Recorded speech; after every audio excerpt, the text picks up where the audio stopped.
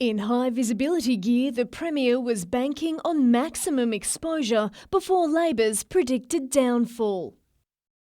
This morning, Christina Keneally announced the ALP's roads policy at a Hunter Expressway construction site. $21 billion commitment we're making to roads. But with no new big-ticket items for the Hunter in the plan, questions were raised about why she was in town. I'm passionately standing up for my Hunter team. It's a great team. It was then on to Newcastle's legal precinct, where the Premier and Minister for the Hunter presented a uniform front. Along with the Attorney-General, Ms Keneally announced plans to amend the Anti-Discrimination Act and hold an inquiry into the creation of a Human Rights Commission. Protecting and strengthening the rights of the most marginalised in the community. Meanwhile, other Labor candidates chewed the fat at John Hunter Hospital, waiting an hour for the Premier to arrive. When she did, it was smiles all round as Ms Keneally agreed to endorse Unions New South Wales' 5-point plan not to contract out hospital services.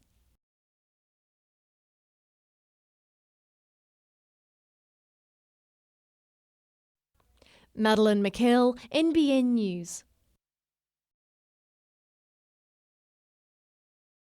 The former newsreader turned state minister, the long-serving Lord Mayor and the former RAF deputy commander, all fighting for the seat of Newcastle. Incumbent Labor member Jodie McKay only just won in 2007 after controversially being thrust into the seat over long-serving Bryce Gaudry. This time around, she has the added challenge of overcoming anti-ALP sentiment. I want them to judge me on what I've been able to do as the local member and my integrity and how I conduct myself. The Liberals' great hope is Tim Owen, a newcomer to politics but no stranger to leadership. Everything from, the highest levels of the US politics side of the world, as well as the British military, as well as negotiating a memorandum of understanding with the Iraqi government for our troops to stay in Iraq. Then there's Lord Mayor John Tate, who came oh so close to winning last time. I know what the city needs, I know what people want, and I know how much better it will be for local government. One, if not the biggest issue for Newcastle voters, is the revitalisation of the CBD and the loss of the GPT investment. The question is, how will the candidates deal with it? I'm the only one who knows where all these projects are up to and who can keep whoever is in government honest about delivering on these things. It's about getting people and investment back into Newcastle, and I think we certainly have the policies to be able to deliver that. It will mean it's pretty strong negotiation. It'll mean the government having a positive attitude, and it will mean getting GPT back to the table. I think I can do all those things. Kate Mitchell, NBN News. Bernard and Pam Newton say their son Greg died in a cruel and callous way. They believe 3 years jail for the man found guilty of his manslaughter is not enough. A stiffer sentence might make others that are inclined to violence around our streets more aware of the ramifications of their actions. 26-year-old Jeremy Beasley delivered the fatal punch in Beaumont Street in 2009. He maintained it was self-defence, believing Greg Newton was going to punch him. In handing down Beasley's sentence today, Judge Ralph Coulihan said he didn't need to protect himself. It was unprovoked and it was delivered in a way to cause the deceased to drop to the ground. The conduct was serious, an example of gratuitous violence on our streets. The judge also explained he had taken into consideration the offence was unplanned, he had no prior criminal history, was unlikely to re-offend, it was totally out of character and he is remorseful. The 26-year-old was sentenced to 6 years prison with a non-parole period of 3 years. The judge told the court a general deterrent must play an important role in this sentence. I think the judge had to be fair to both sides and I think he achieved that. Given time already spent in custody, Beasley could be out of jail by September 2013. Greg Newton's relatives say they'll have to make do with their memories. I just loved his hugs. He was a beautiful boy. Jane Goldsmith, NBN News.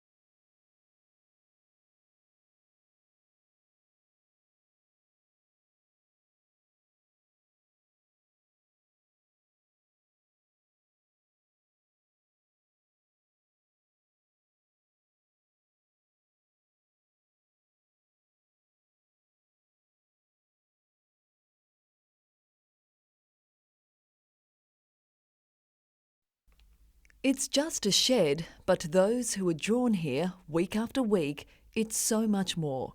There are the tools, of course, lots of them. Members turn their talents to creating for the community. This shed in the Lake Macquarie suburb of Windale is home to one of the movement's pioneering groups.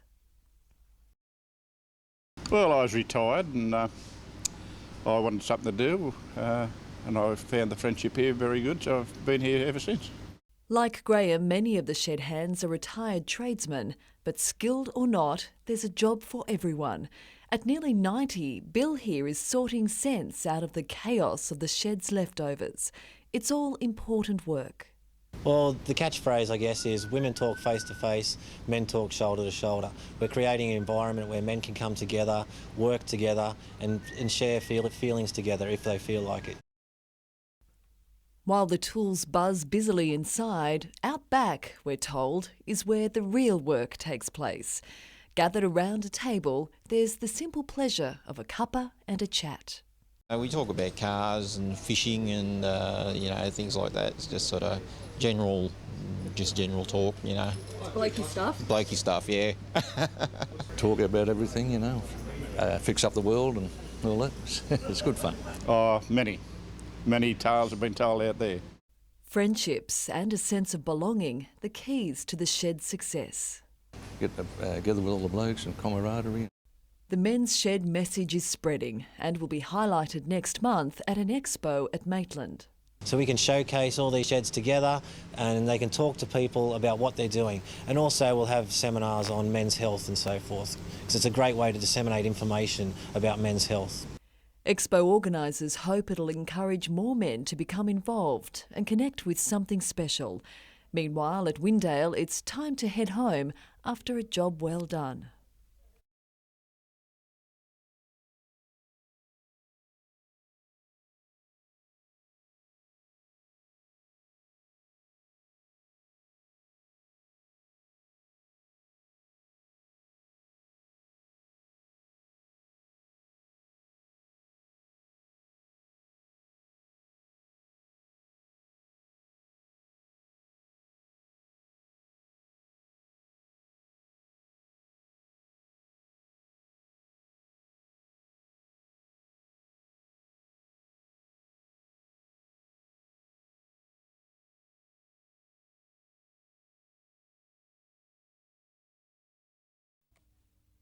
He sat out the Knights' win over the Cowboys on Saturday, but Kurt Gidley is determined to be back in time to face the Sea Eagles.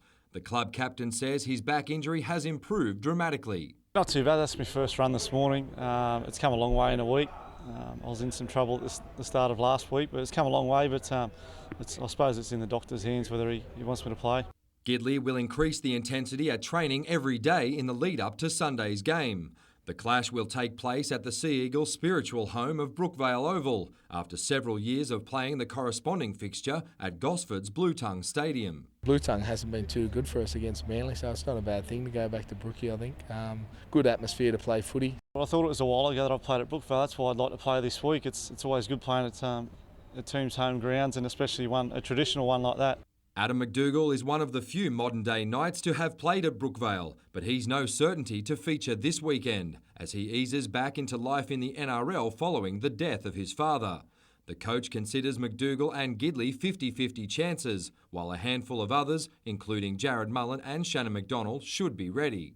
Ben Rogers has once again been named on the bench as he adjusts to being a utility player. Benny Rogers did a pool session. He was just feeling a little bit down. We had a few blokes that come up on our wellness data that were a little bit flatter than normal, and Ben playing in the middle for the first time obviously was one of those. Mitchell Hughes, NBN News.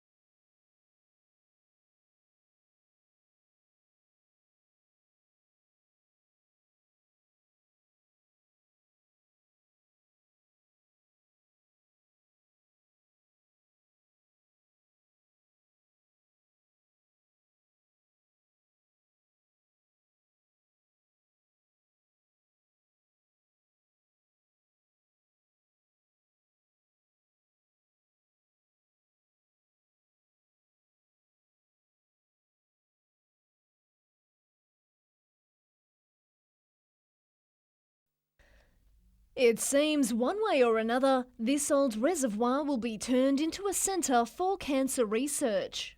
I have been working over the last 3 to 4 years to make this happen. Jodie McKay says just before Labor went into caretaker mode, Hunter Water handed over the land for the centre to Hunter New England Health. What this new Cancer Research Centre of Excellence would do is to combine the clinical work that is occurring here at the Mater Hospital to make sure that we've got the ability to do clinical trials. Well, politics is a funny game. I've just left Jodie McKay at the top of the hill and I'm about to meet Andrew Stoner here in just a few minutes, where he's expected to make the exact same announcement. And he didn't disappoint. We're reconfirming our commitment to providing the land for the proposed cancer centre. The only difference, the opposition's plan would be partially funded by the Calvary Mater Hospital. And Mr Stoner says Labor is trying to claim credit for the coalition's idea. It's a sign of a desperate government. They've only matched our promise after we made it last month. Ms McKay says the coalition's plan won't work. So whatever happens, there is a legally binding document that guarantees that the Hunter New England Area Health Network have control of this site. Health officials don't mind either way. I think the most important thing about the announcement, irrespective of who makes it, is that this will secure the long-term future for this hospital campus.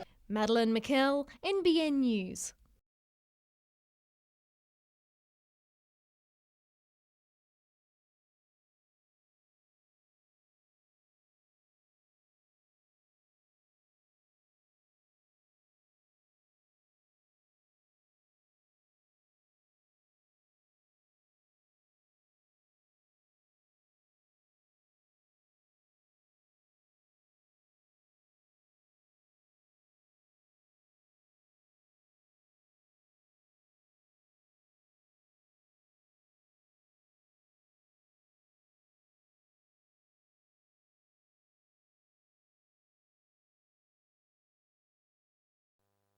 Pre-poll voting was underway in Singleton today, where Upper Hunter Independent Tim Duddy is up against National Party veteran George Souris, who's held the seat since 1988. Mr Duddy has backed new research into the health effects of coal mining and claims the valley needs a better balance between mining expansion and agriculture. I certainly think that there is not anyone that is in the coal industry that could not see that we don't have a problem here. And I'm not suggesting that we close the industry down. I'm suggesting that we have an industry that is regulated in a fashion that we can all live here happily and healthily side by side. There are so many different pollutants in our air that they are affecting our health in various ways. Meantime, in Labor heartland, Cessnock, long-serving ALP member Kerry Hickey's retirement has left the seat ripe for the picking. Among the candidates, former Liberal turned independent Dale Troy, who says he wants better protection for the 86 prison officers at Cessnock Jail. Barry O'Farrell wanted to introduce legislation that covered police officers that were murdered with mandatory sentencing. The issue is that prison officers who deal with violent criminals on a daily basis have been left out of that equation altogether. We just want to know that whoever gets into power, that they will back us 100% the way they do the police.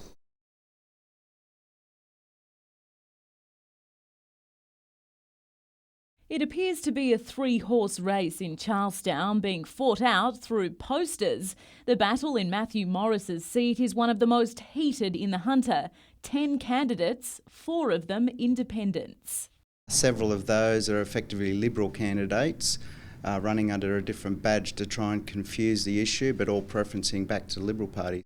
The incumbent Labor MP is standing by his record and trying to stand apart from his unpopular government. I've got a record of delivering $115 million for this electorate, and I want to continue on making sure that this community gets the services and infrastructure that we need.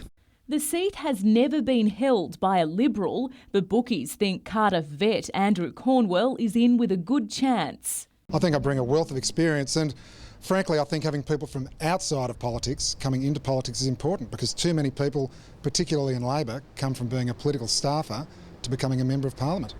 The father of 2 says an O'Farrell government would put its money where its mouth is. We've got a $350 million Hunter Infrastructure Fund to make up for 16 years of Labor's neglect, $33 million worth of local health infrastructure, including an extra $8 million for oncology at the Mater, $15 million to start the Glendale interchange. That's substance. In the middle, the strongest independent contender, Lake Macquarie councillor Barry Johnston. As an independent, I've only got the community I've got to answer to. I don't have the party, so I can actually speak very openly and forcefully for the community. He's hoping to capitalise on fed-up Labor voters who can't bring themselves to switch to Liberal. I've spoken to a lot of people who do actually support change but can't swing all that far across. Kate Mitchell, NBN News.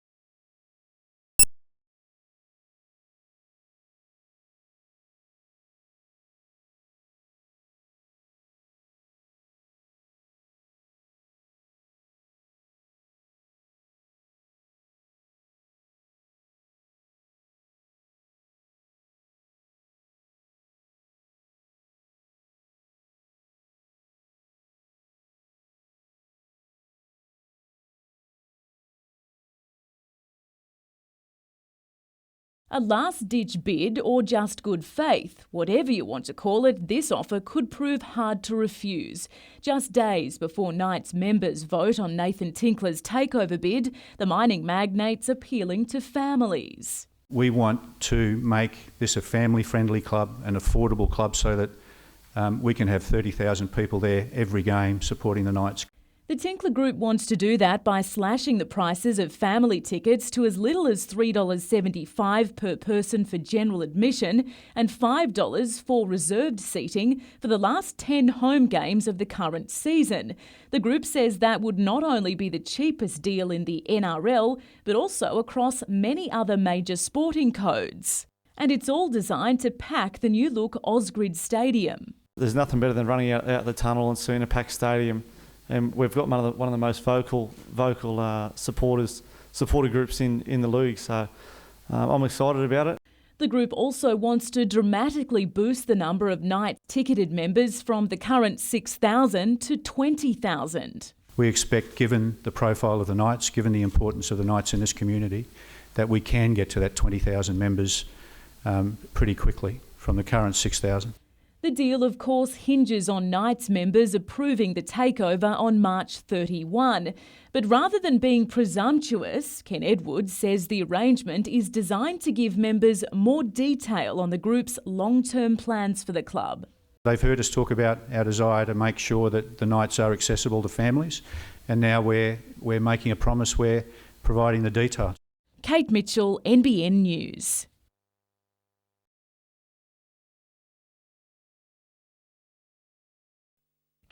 When Scott Coleman isn't building a house, the two-time premiership winning coach is nailing his opposition on the rugby field, but there's no sign he's under the hammer when it comes to holding on to the country title. Not really. Yeah, I can only do as good as I can, and it's really up to the players at the end of the day. But yeah, we're all confident. We're pretty happy with the work we've done. That includes handing New England a 47-0 thrashing last weekend. Marty Lusua, who helped set up a try, among those to show he's up to the task. William So will join him on the bench in this weekend's semi-final against Central West. Until then, Coleman says he'll still be fine-tuning his side. A set piece can do a lot more work with. Our line-out was a bit rusty still, and scrum wasn't as dominant as we thought it would be. Skipper Matt Dunn agrees, but he and fullback David Kennedy, who proved vital with the boot in last year's country final, are confident. You have such a short campaign and trying to make it gel over those very few games is difficult, but when it comes off it feels really good. John Runchell will step in for injured prop Dylan Evans at number 3, while Hamilton's Mark O'Brien will come into the bench. A semi-final win would see Newcastle play the winner of Central North and Central Coast in the final. Kevin Mettam, NBN News.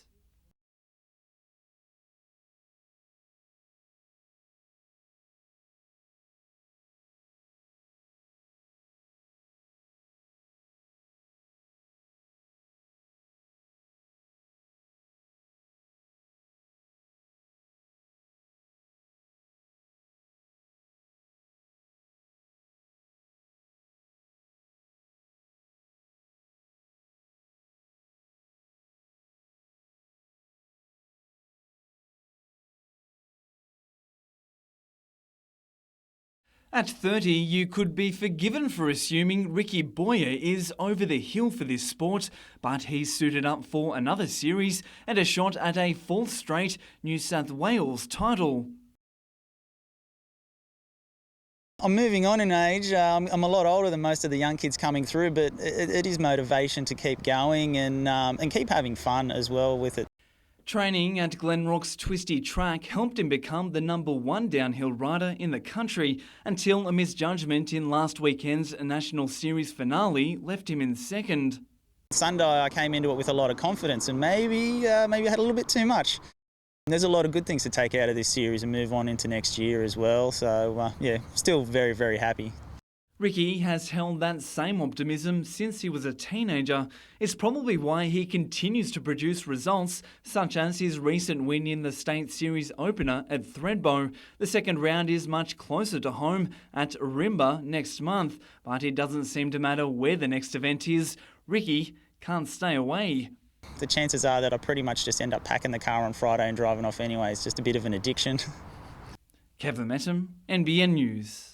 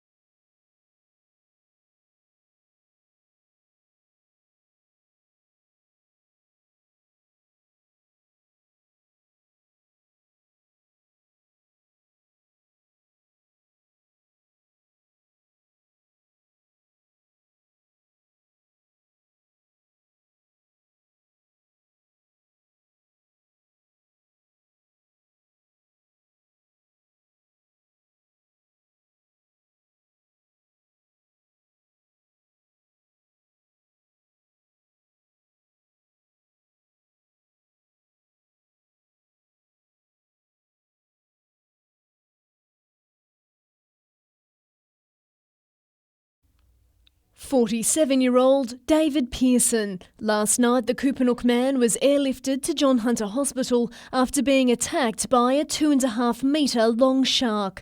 Aaron Wallace was surfing with him at Crowdy Head near Taree when it happened. Just exploded out of the water and on top of him and was sort of seemed to be thrashing around on him, I think.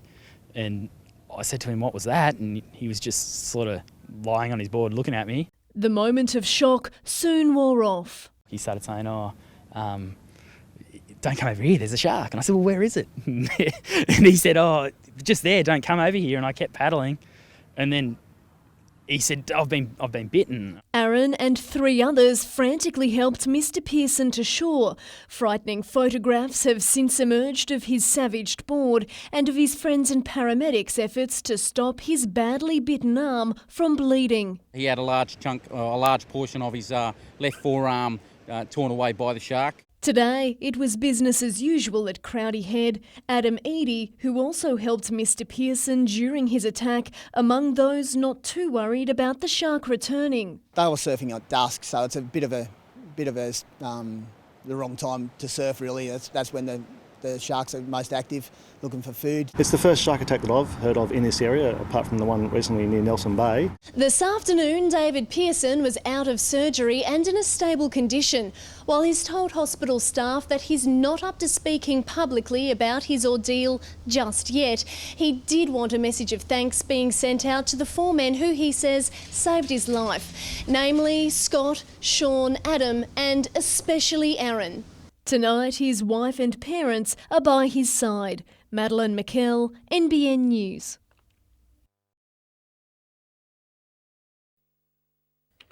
The flashy bus blitz rolled into the Hunter this morning. First stop, Cardiff. No obligatory kissing babies at candidate Andrew Cornwall's vet clinic, but the next best thing. The would-be Premier and his tag-along media circus toured Cardiff's main street, which he says would be transformed under a coalition government thanks to a $2.5 million funding boost. The team then stopped off for a hot drink. The bus rolled on to Honeysuckle, where the opposition leader met up with his wife Rosemary and some disgruntled Newcastle business owners.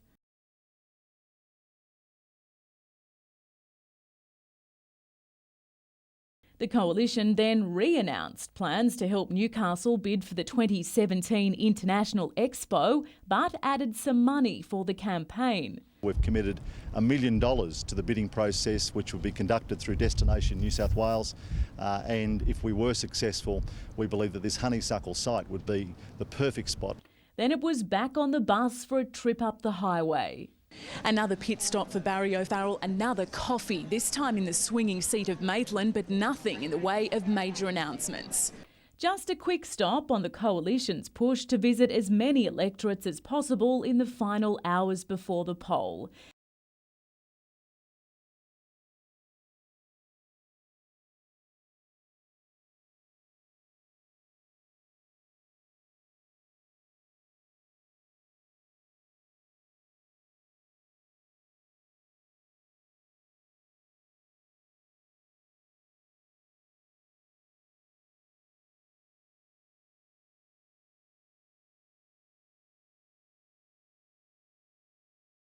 Now that 20 million was very generous, but that 20 million now appears that it was conditional on Little Company of Mary getting control of Hunter Medical Research Institute.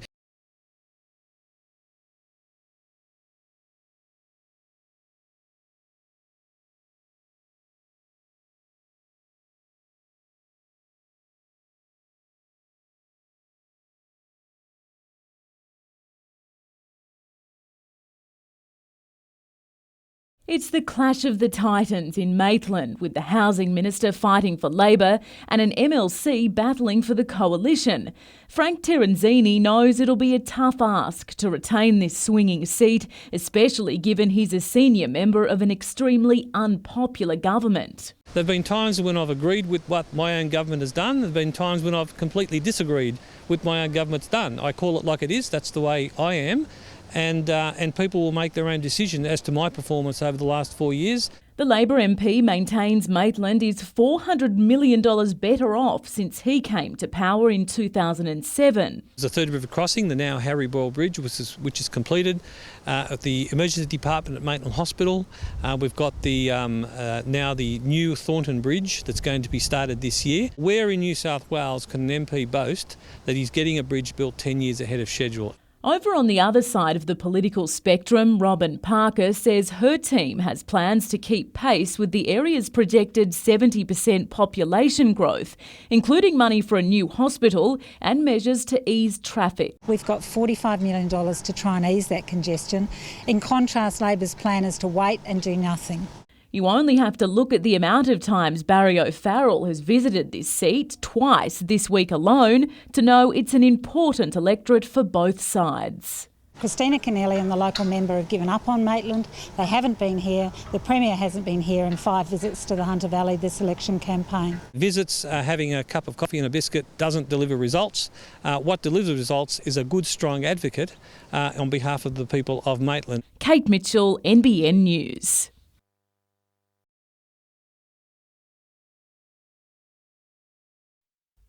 Damien Smith keeps close watch on home finance figures across Australia. In Newcastle, he says many households are alarmingly close to suffering mortgage stress. Most Newcastle average 2-income families are paying about 27% of their income towards mortgage payments, and that's a little bit close for comfort. It's considered mortgage stress when 30% of a household income is spent on repayments. That means many local homeowners are just a few rate rises away from financial strife. And while there's no immediate prospect of an increase, Mr Smith says we should prepare now. So if people add a little bit more to their mortgage repayments every month, $100, $200 if they can afford it, they'll really get ahead of that next rate rise and they'll reduce the life of their loan. It's also a good time to shop around for a better deal, and Rate City's number crunching shows you may actually find it close to home. We checked sort of 3 local lenders, Newcastle Permanent, Greater Building Society and State Custodians, all locally based lenders who lend nationally to the Big 4, and on average they were 25 to 30 basis points cheaper. The advice is to do a health check on your home loan every 12 months, and if it doesn't stack up, haggle with your lender for a better deal or switch.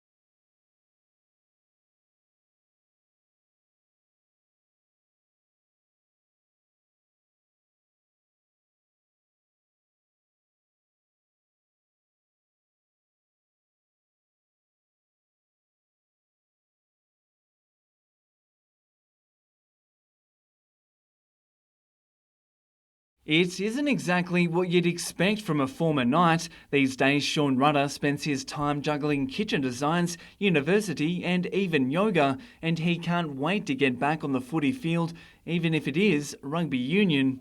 I might start the season off at fly half, which is a bit surprising because, if anyone knows from my days at Newcastle, my kicking game wasn't my strong suit.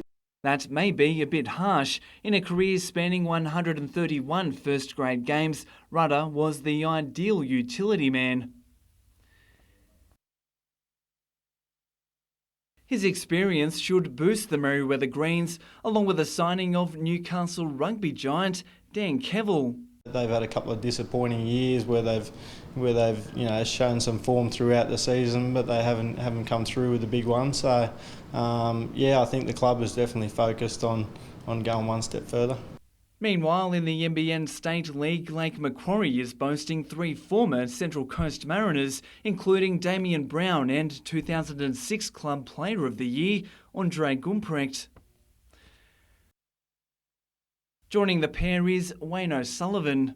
The combination of the older heads and the younger bodies, with their brighter futures and us obviously having something that's gone by us, it works quite well. Kevin Messam, NBN News.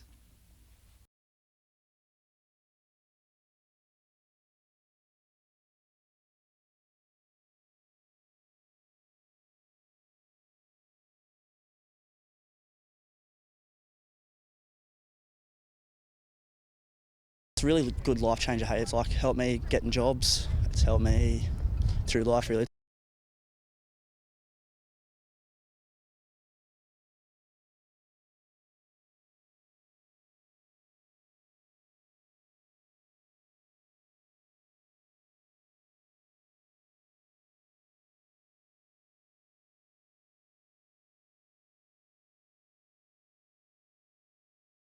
If anyone knows a thing or two about fresh food, it's Stephanie Alexander. And now the renowned cook is helping a new generation discover where food really comes from. Mayfield East Primary is the latest school in the country to receive funding from Ms Alexander's Kitchen Garden Foundation.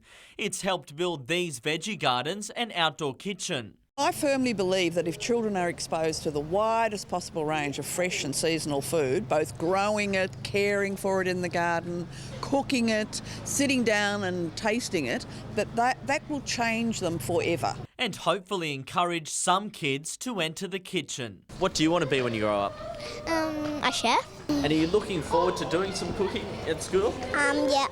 Tyson Cottrell, NBN News.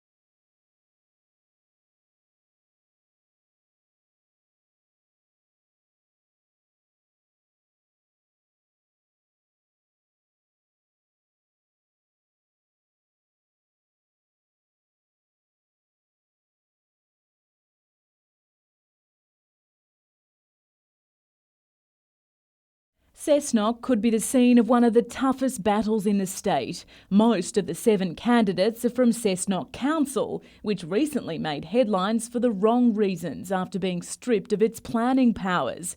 Mayor Alison Davey is standing for the Nationals. The promises that I've been given will come to fruition if I'm elected, and they are quite substantial. And if I've got those as a candidate, what can I get from the inside as the member? But she's drawn criticism for indicating she'd only stand for 1 term. Independent Dale Troy claims that's no good for the community because 4 years is not long enough to turn things around. There are so many issues outside roads and policing and health that aren't quite as sexy and don't get the publicity, but they're going to need a lot of work, a lot of time. A preference deal between Mr Troy and Greens candidate and fellow councillor James Ryan could prove fruitful, with both trying to capitalise on anti-Labor sentiment. It's just such a great shame that a community like Cessnock has shown such loyalty towards the Labor Party. They should be able to expect reward for that loyalty. Instead, they've been treated with contempt. But Labor newcomer Clayton Barr believes, locally at least, support is returning to the ALP, and he rejects claims the party has done nothing for the region. We've got Cessnock Main Street completely redeveloped under Labor. All of the main roads that feed into Cessnock, which are state roads, completely redeveloped under Labor. If that's what people are after in terms of trophies, the Hunter Expressway, we've got the trophies. What is certain is that the race is wide open. Kate Mitchell, NBN News.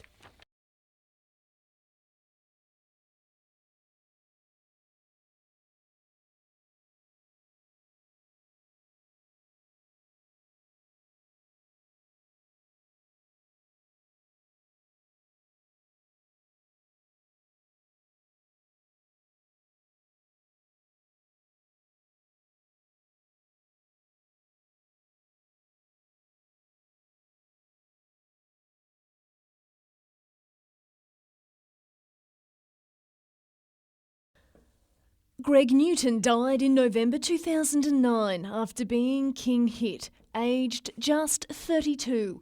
40-year-old Thomas Biviano now lives at Wallsend Aged Care Facility. He suffered a brain injury when he was punched to the ground. The men behind these separate incidents were sentenced in Newcastle local court this week, receiving jail terms of 3 and 3.5 years respectively. At the time, Mr Newton's parents spoke of their disappointment. It goes on and on and on. Every day of the week, every week of the year, there is someone somewhere getting mowed down through violence. There's not enough deterrent. I just don't feel there is enough deterrent. Robin Cottrell-Jones from the Victims of Crime Assistance League also believes not enough's being done to stamp out this sort of violence.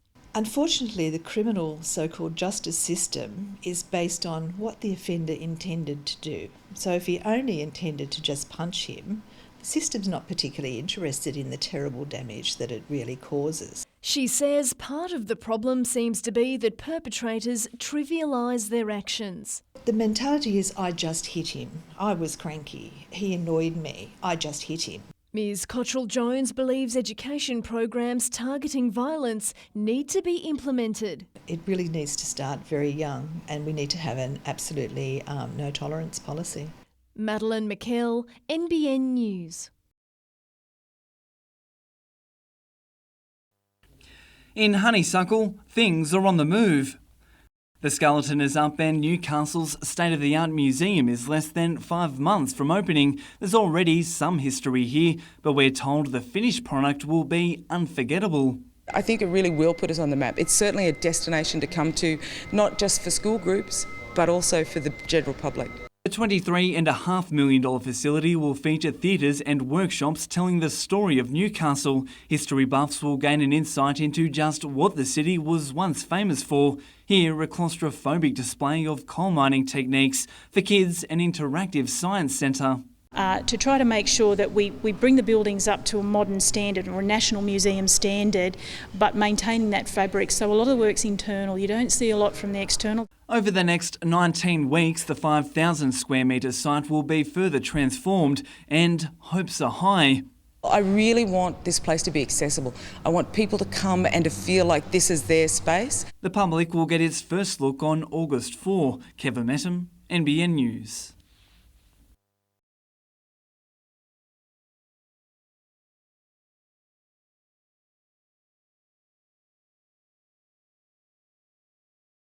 Well, we've been flat out with fitting tyres for them and fixing all their little problems, things like that. It hasn't been so big as far as the accessory sales or bike sales.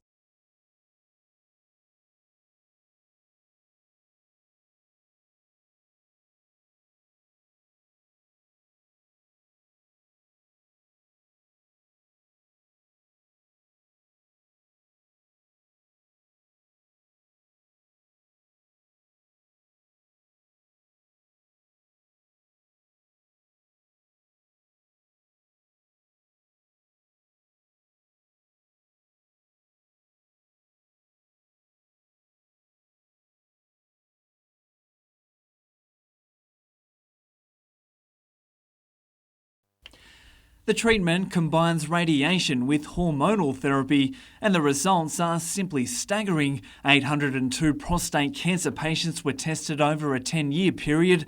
After 6 months of treatment, the risk of their cancer spreading halved, while the survival rate doubled. Now we certainly know for sure that, and this is going to be a treatment that's going to be a very good option for men in the next decade and perhaps beyond. It works with patients with advanced cancers preparing to spread throughout the body. So these guys are really threatened. So if you like, this stage of cancer is a really key battlefield in the war on prostate cancer. 76-year-old Wallsend resident Bob Francis won his battle and says he did it with almost no side effects. Oh, well, it makes you appreciate living a little bit more.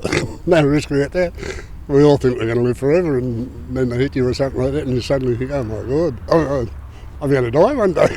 It's hoped the treatment will go on to help many sufferers. not just here in the Hunter, but around the world. So this is so significant, and it's occurred here. It is very much about the work that we've been doing to boost our medical research industry here in the Hunter. Kevin Messam, NBN News.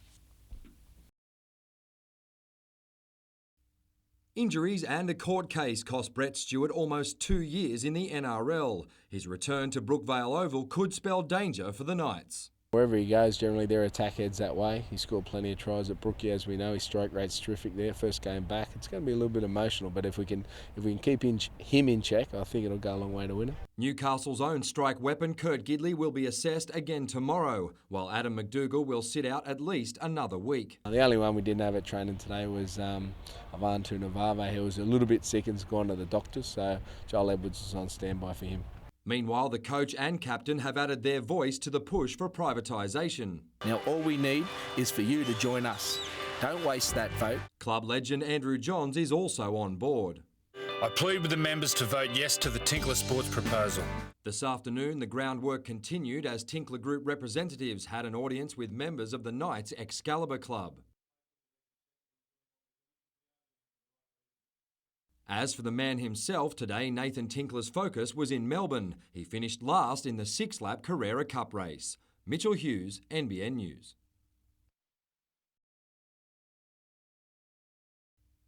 It's been 24 years since University etched its name onto the EP Barber Shield, but thanks to 4 outright victories since Christmas and a solid win in the 2020 Grand Final, the students are brimming with confidence. I don't see it as any pressure. It's been a long time between drinks for the club, but we're just going to treat it as another game. The boys are pretty keen to step up and bring the title back to the Sea Dragons for the first time in a long time. Hamilton Wickham dominated the competition early in the century, but hasn't enjoyed a grand final victory since 2004. The expectations are pretty high to do well each year, and probably if we're talking to the few of the guys that are probably nearing the end of their career, they'd like to go out with a premiership for sure. Uni captain Josh Emerton is coming off a ton against City, but knows his top order isn't a one-man band. It's good being a captain and scoring runs and leading from the front, but at the end of the day it's the 11 players on the field that win us the games, and every player throughout the season has contributed immensely, which is the main thing. Mitchell Hughes, NBN News.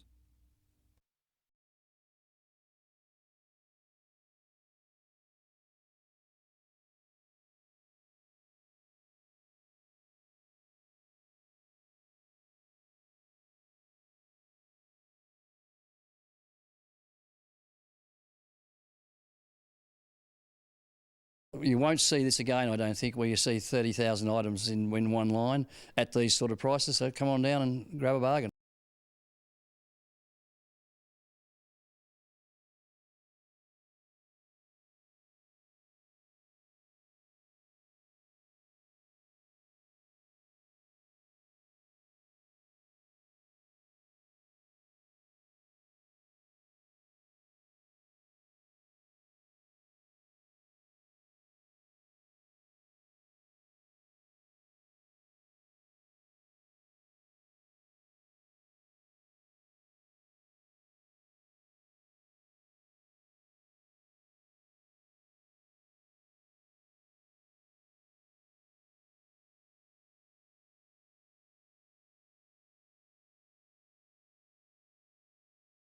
Jodie McKay went a little silly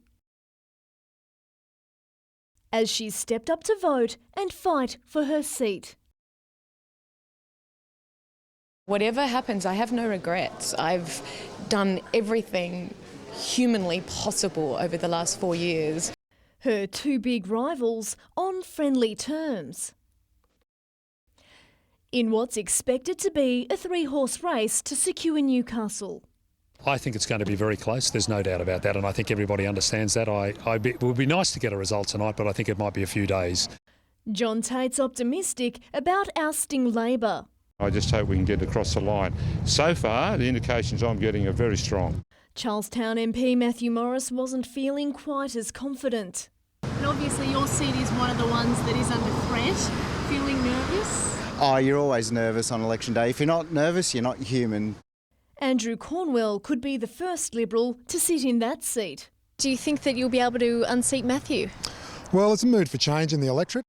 Even supposed safe Labor members were feeling the pressure of their party's unpopularity. Well, there's plenty of knots in my tummy, I tell you. It's going to be very tight. With the exception of the hugely popular Sonia Hornery. Look, I've had a really positive reception. I think people do reward their candidates to try to look after their own electorates. In Maitland, Frank Terenzini appeared in Robin Parker's shadow. One of us is going to have the privilege of representing Maitland the next term. In a sign Labor isn't confident of holding the swinging seat, ALP volunteers weren't seen at many polling stations, while Ms Parker toiled away. I started at 5:15 this morning at my first booth and I won't finish till the last vote's counted. The seat of Cessnock is up for grabs with 4 strong candidates vying for votes. For a lot of people, it's the first time they're seeing their candidate and meeting their candidate, but I'm having a good time, I'm having fun. I'd hopefully like to be the winner, but if I'm not, I will take what the people say. But we have made this a marginal seat by the campaign we've run. In Lake Macquarie, Greg Piper received a warm welcome from his constituents. He's expected to be re-elected for another term. I've got a feeling that we're going quite well. Madeline McKell, NBN News.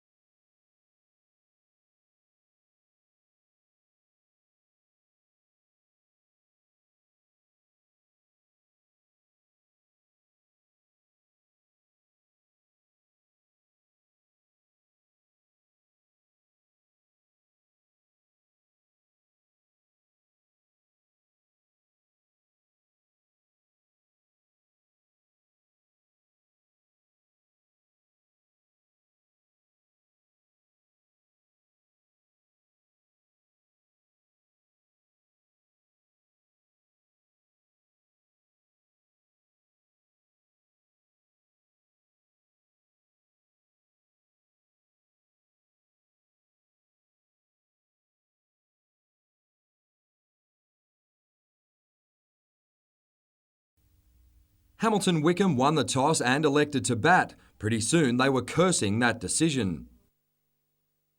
The Anderson Bird stand was a fitting tribute as University's opening bowlers went to work. Luke Bird got the ball rolling before Josh Anderson proved why he's attracting interest from Western Australia. Sam Webber provided temporary resistance for Hamwicks, but he was running out of partners. A few overs later, Webber also fell victim. Fittingly, it was Anderson who cleaned up the tail. The students were chasing just 54, but Andrew Marr gave Hamwicks reason to hope. He claimed his second wicket before lunch and 2 shortly after. With the afternoon session plagued by rain, the Shield is still up for grabs.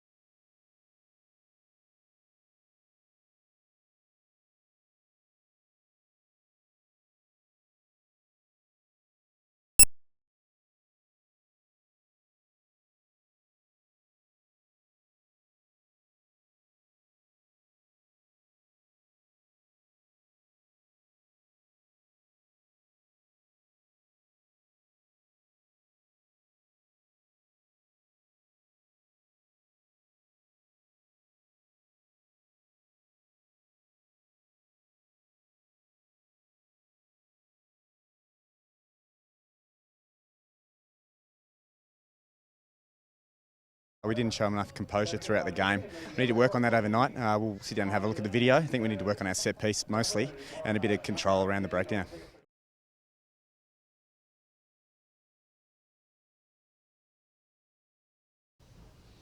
For the first time in history, the Hunter region could be dominated by coalition members. As it stands this evening, Liberal Tim Owen is just ahead of Jodie McKay in the traditional Labor seat of Newcastle, but postal votes will still need to be counted. In Swansea, Liberal Gary Edwards is about 500 votes ahead of Robert Coombs, but it's also too close to call. On the whole, election night threw up some surprises in local seats. Andrew Cornwall was always expected to come close in Charlestown, but the actual result was unexpected. The vet blew sitting member Matthew Morris out of the water, recording a massive swing of more than 24% to claim more than 60% of the two-party preferred vote, and he sure was in a mood to celebrate last night. We'll begin to deliver the commitments that we've made, whether it be $15 million for the Glendale interchange or $800,000 for the Crockett Street intersection or $2.5 million for Cardiff Main Street. They'll make a massive difference for our community. It was a similar sea of blue in the swinging seat of Maitland. And the new first family was all smiles this morning. Robin Parker dethroning Housing Minister Frank Terenzini quite comfortably. Maitland is used to being a marginal seat, but what we saw in the Hunter was that people for the first time voted Liberal, and they've given us a leap of faith we've got to deliver on. Craig Bowman recorded a convincing win in Port Stephens for the Liberal Party, as did national incumbent George Souris in the Upper Hunter. But there was at least one happy Labor Party member in the Hunter, care of Clayton Barr and his impossibly photogenic young family. The newcomer withheld the strong swings to retain the seat of Cessnock for the ALP, but knows he has an uphill battle to make himself heard in Sydney. I do like to have a say, and I've been referred to as being vocal and opinionated at different times. And really, that's what the people of this community have trusted me to do. I have to do it for them. Popular Wallsend member Sonia Hornery also retained her seat despite a strong coalition challenge. And as expected, independent Greg Piper has won another term in Lake Macquarie. Kate Mitchell, NBN News.